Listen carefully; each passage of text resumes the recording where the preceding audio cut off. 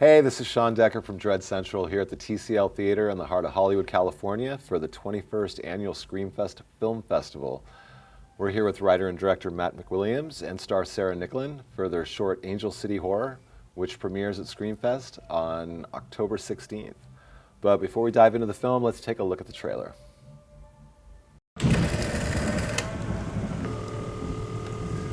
Operator, how can I connect you? I need the police. Visiting hours are by appointment only. How's that for an appointment? We have some questions regarding one of your patients. We'd like to speak to you.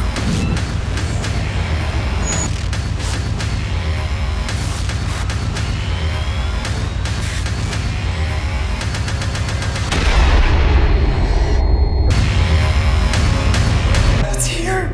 It's here!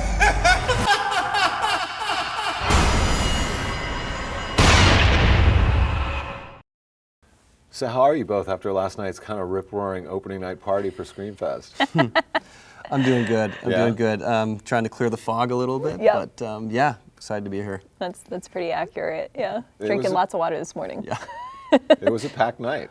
It was great. Yeah, we had a really fun time. it's good to be out. It's good to be out in the world again.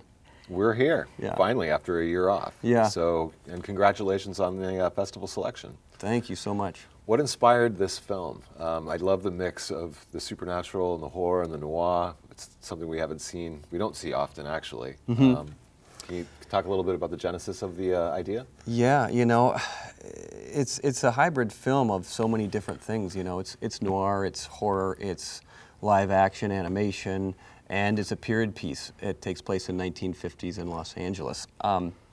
So it's this hybrid film that includes so many different things. And you know, when people ask you what inspired, I mean, I think the answer is just everything. You know, I have so many different interests involved in this film, from my love of horror to different genre films and noir films, neo-noir films. I took some inspiration for Sarah's character from Nurse Ratched from One Flew Over the Cuckoo's Nest.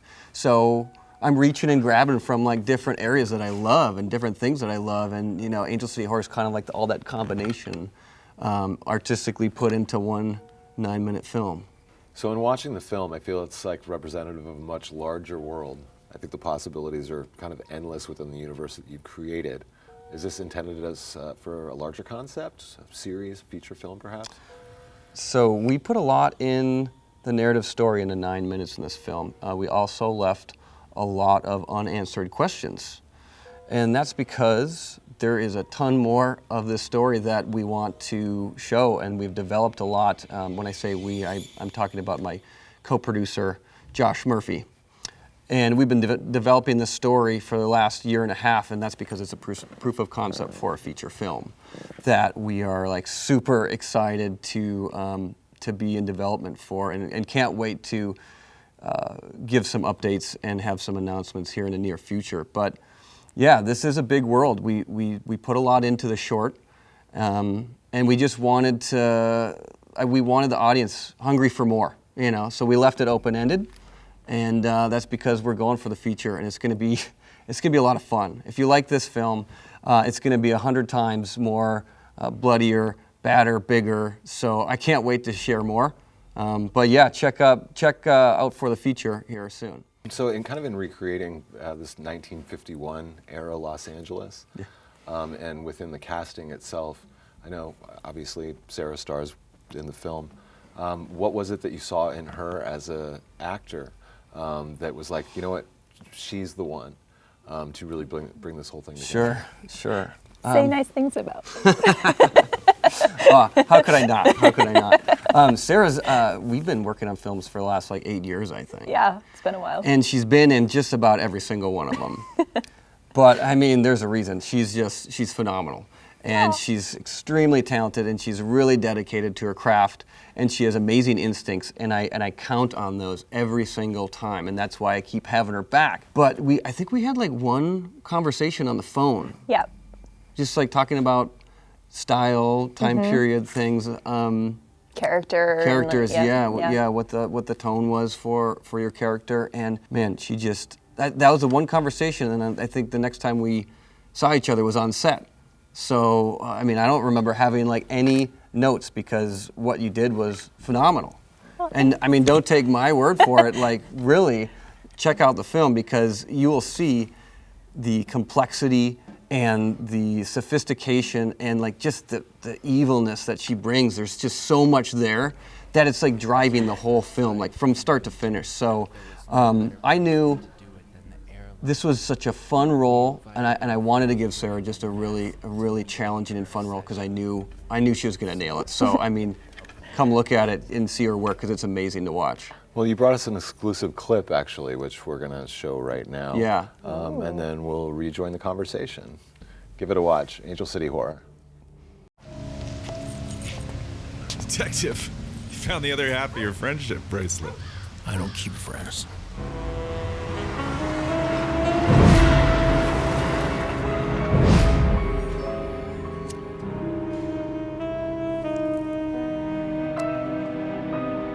The medical bracelet was from the asylum. I didn't know what we were going to find. Certainly not this dame behind the counter. Not at this place, not at this hour. Gentlemen, visiting hours are by appointment only. How's that for an appointment?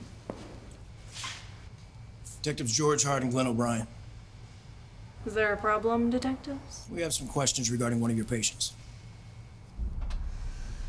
Well, I must inform you that patient information is strictly protected by the state. How about escaped or missing patients? Think the state would be interested in that? So we're back. So Sarah, how did you prepare for this role? Well, Matt and I had a conversation early on about what he was envisioning just from a character perspective. Nurse Ratched from One Flew Over the Cuckoo's Nest. Yeah. Yeah, was one of the people that he mentioned. And then also Jessica Lange was Yeah. another one. She is such a great inspiration to draw from because I just love her as an actor. Like, she's phenomenal. So I went and watched a bunch of scenes. Jessica Lange from American Horror Story, Yeah. Nurse Ratched from One Flew Over the Cuckoo's Nest. And then I tried to just dissect their performances and really look at, like, what are they doing that I could incorporate into this character. And so it was really just a great challenge and something I had never really gotten an opportunity to do before, to also play the villain, which is very unusual for me. People usually cast me as like the nice, sweet girl. So this was really a wonderful opportunity. I had great material to work with, and I was just really thankful to be given the chance to try to bring this character to life. Yeah, Michael Gingold from Fangoria once dubbed you horror's Renaissance girl. Given the amount of body of work that you've created at this point. But yes, certainly to your point, generally you're not playing the villain. How much fun did you have with that? Oh my God, this was so fun. And that's like, with doing so much in horror, I feel like I've gotten to play a wide variety of different types of characters, but again, usually not the villain. So I think this was maybe only the second time I've ever played a villain, which was just super fun. Because you don't have a good story unless you have a good villain. Like, the hero is always the straight person, but they need a good villain to bounce off of, you know? Just look at any, the Bond film that just came out recently. Any of the Bond films are only as good as their villain. Right. And so having a chance to actually do that was super, super fun. Yeah, so well, thank you. well, yeah, of course. Maybe we'll see more of you as a villain now after the screening here. I hope so.